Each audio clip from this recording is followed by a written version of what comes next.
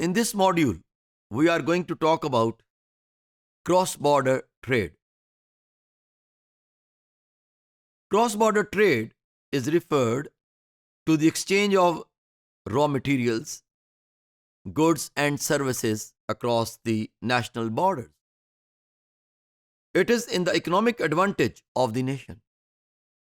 In modern era, it is also in the advantage of industries and corporations. The countries which are having the raw material, now they are exporting to the nations, are countries which need that raw material. So this trade across the border is beneficial for all the traders and for all the countries. Advantages: international markets grow at different rates, faster returns and incremental gains. Advantages of international locations: competitive advantages, cross-border suppliers, cross-border customers, advantages of becoming trendsetter that I earlier mentioned. The countries which have raw material, they used to export it across the borders and getting more advantages out of the process of this globalization.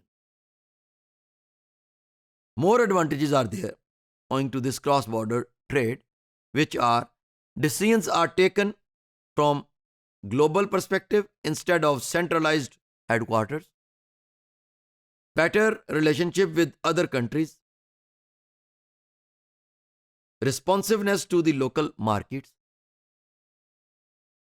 transnational cooperation, transnationality of firms is expanding with accelerated globalization.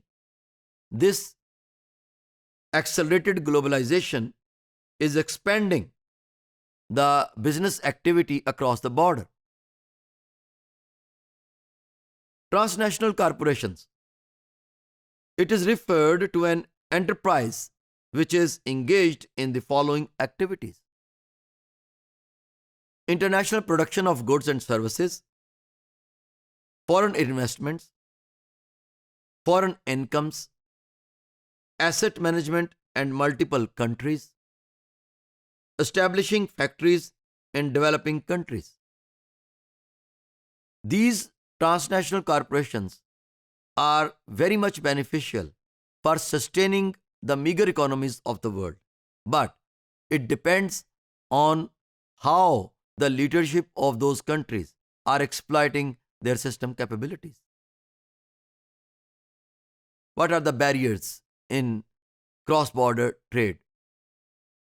Congestion, delay in crossing borders, laborious clearance, detailed paperwork, internet connectivity issue, corruption, security concerns.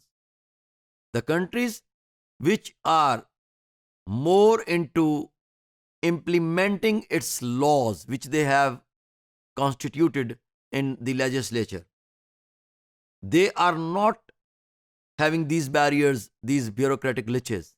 All these barriers are found in such countries where institutions are less developed and they are not working efficiently. Otherwise, this cross-border trade is beneficiary for all, even importer, exporter, country itself. To every individual, this cross-border trade is beneficial. But if there is no corruption in a country, there is a rule of law and transparency.